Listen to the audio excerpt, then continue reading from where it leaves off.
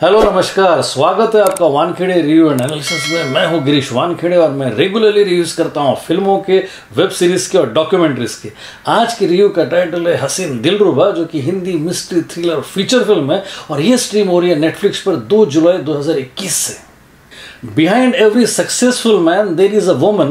कहते हैं हर सफल आदमी के पीछे एक स्त्री होती है। अगर ये स्त्री एक से ज़्यादा हुई तो फिर इस सफल आदमी की कहानी हमको क्राइम पेट्रोल में या फिर सावधान इंडिया में देखने को मिलती है।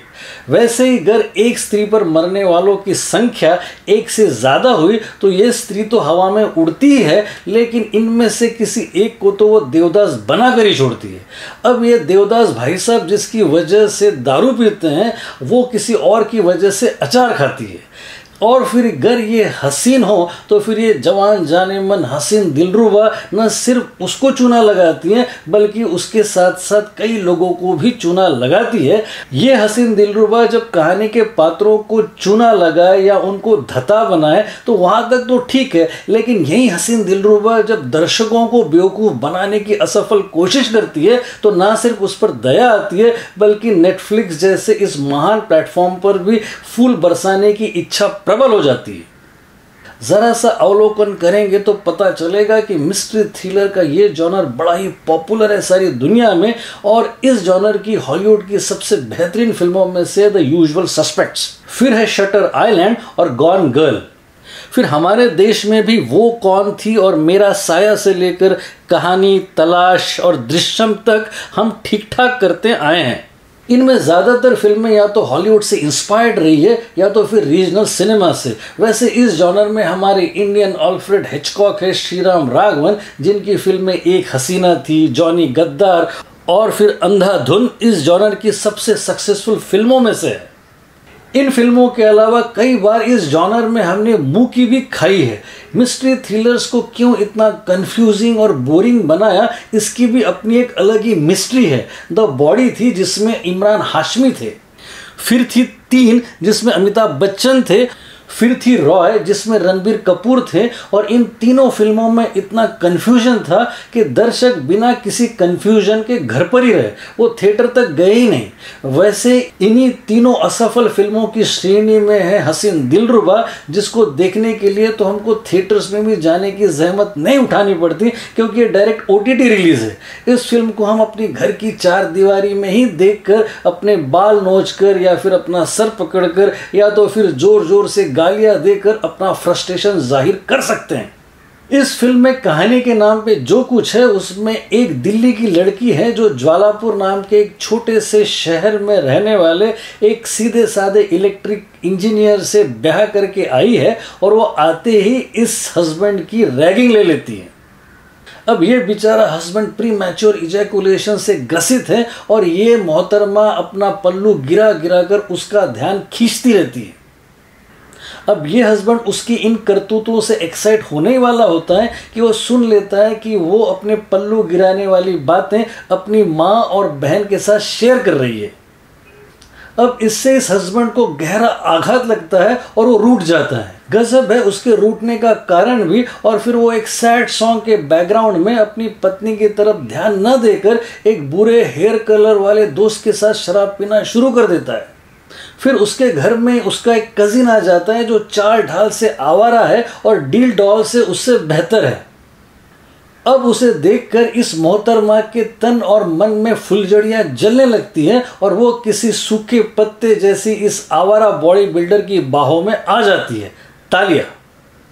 फिर वो छिप छिप कर एक्स्ट्रा मैरिटल गुलछर्रे उड़ाती रहती है कि अचानक ये सैंडो बनियानधारी आवारा मसीहा गायब हो जाता है और इस पतिव्रता नारी का दिल टूट जाता है। अब वो बाकायदा अपने पति को खाने के टेबल पर अपने कुकर्म के बारे में बताती है बिना किसी एक्सप्रेशन के साथ, और फिर उसका पति भी स्क्रू ड्राइवर लेकर दिल्ली पहुंच जाता है इस सैंडो बनियान वाले पहलवान को मारने के लिए। अब ये सैंडो बनियानधारी दिल्ली में इस दुबले पतले पति को पीट देता है और ये अपना सा मुंह लेकर वापस आ जाता है। फिर ये बेसिर पैर की कहानी आगे बढ़ती है और इस अबला के घर में आग लग जाती है जिसमें उसको अपने पति का आधा कटा हुआ हाथ मिलता है जिस पर उसने उसका नाम टैटू किया हुआ है। इतना सिस्टमैटिक विस्फोट कभी देखा नहीं, वाह रे आर्टिफिशियल इंटेलिजेंस। फिर अपने पति की हत्या का इल्ज़ाम इस हसीन दिलरुबा पर लगता है और फिर इसे पुलिस स्टेशन पर जाकर इंस्पेक्टर के सामने ये सारी कहानी फ्लैशबैक में सुनानी पड़ती है, जिससे कि इंस्पेक्टर भी पक जाए और दर्शक भी थक जाए। अब क्या इस हसीना ने सच में अपने पति का खून किया है या इसके अलावा कोई और प्लान है? ऐसे कई बोरिंग प्रश्नों के उत्तर देती है ये लॉजिक की धज्जियां उड़ाने वाली फिल्म, जिसमें अगर कोई खूबी है तो वो है विक्रांत मैसी। इस एक्टर ने इस कमज़ोर स्क्रिप्ट में अपने सिंसेरिटी से अपने किरदार में कुछ जान लाने की कोशिश की है और वो कुछ हद तक सफल भी रहे हैं। एक कमज़ोर पति जो बाद में हिंसक हो जाता है, इस किरदार में उन्होंने सराहनीय काम किया है। इस एक खूबी के अलावा कई सारी खामियां हैं इस फिल्म में। इन कई सारी खामियों में सबसे पहली खामी है राइटिंग। इस फिल्म की राइटर है कनिका ढिल्लन, जो कि पॉपुलर नॉवेलिस्ट है और इससे पहले वो 2 फिल्में लिख चुकी है, आर्यवन और मन मर्जियां, जो कि दोनों असफल फिल्में थी। यह फिल्म भी किसी उपन्यास जैसी है जिसमें दिनेश पंडित नाम के एक उपन्यासकार का बार बार जिक्र आता है।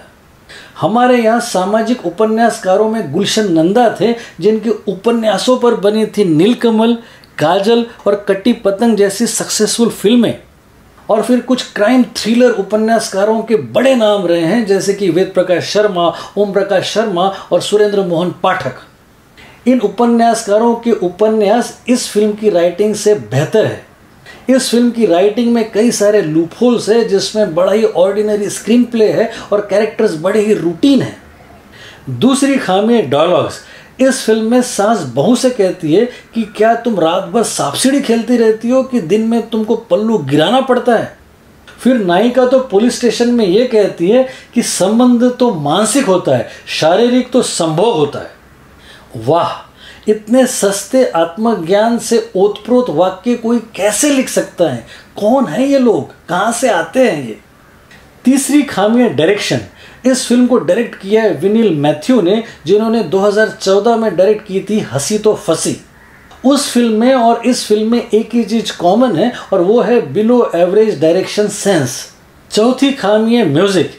इस फिल्म में गाने तब तक पिक्चराइज किए गए हैं जब जब उनकी ज़रूरत नहीं रही है। गाने फिल्म के फ्लो को डिस्टर्ब करते हैं। एक गाना तो तब है जब हीरोइन फर्श से खून साफ कर रही है और हीरो उसको भीगी आंखों से देख रहा है। पांचवी खामी है एडिटिंग। कुछ सीन्स इतने अनावश्यक है या इतने लंबे हैं कि लगता है मानो एडिटर झपकी ले रही हो। श्वेता वेंकट मैथ्यू है इस फिल्म की एडिटर, जो इस फिल्म की 136 मिनट्स की लेंथ को घटाकर 110 मिनट्स कर सकती थी, यानी कि 26 मिनट हमारी ज़िंदगी की वो बचा सकती थी, लेकिन उन्होंने ऐसा नहीं किया। उन्हें शायद हम हंसते खेलते अच्छे नहीं लगते। छठी खामी है तापसी पन्नू। एक या दो एक्सप्रेशंस के साथ इस अदाकारा ने इस पूरी फिल्म को खींच लिया है। इतने अनमने ढंग से इनका किरदार लिखा गया है कि कब उन्हें प्यार, नफरत और वासना दिखानी है ये बेचारी वो भी नहीं जानती। इनके कैरेक्टर के साथ ज़्यादती हुई है और इन्होंने अपने एक्टिंग के टैलेंट से इस ज़्यादती को बरकरार रखा है। सातवीं खामी है हर्षवर्धन राणे। ये जितनी देरी से इस फिल्म में आते हैं उतनी तेज़ी से निकल भी जाते हैं। वन डायमेंशनल सेक्सुअल ऑफेंडर के किरदार में इनको कुछ करने के लिए था ही नहीं और इन्होंने भी कुछ न करने में कोई कसर नहीं छोड़ी है। छोटे से रोल को कैसे वेस्ट किया जाए ये हम इनसे सीख सकते हैं। इन 7 खामियों के अलावा मैं आपको बता दूं कि इस फिल्म के सारे कैरेक्टर्स ऐसे बिहेव कर रहे हैं जैसे कि वो किसी सी ग्रेड फिल्म में काम कर रहे हैं। किसी भी कैरेक्टर में कोई ग्रेस नहीं है। इस फिल्म की हीरोइन जब पुलिस स्टेशन में पुलिस इंस्पेक्टर को अपनी राम कहानी का फ्लैशबैक सुनाती है तो पुलिस इंस्पेक्टर उससे कहता है कि मैडम या तो आप पागल है या तो फिर आप हमें पागल बना रही है। मैं इंस्पेक्टर की इस बात से सहमत हूँ। ये हसीन दिलरुबा हमें पागल बना रही है। हम नहीं खेल रहे हैं, हम क्राइम पेट्रोल देखेंगे।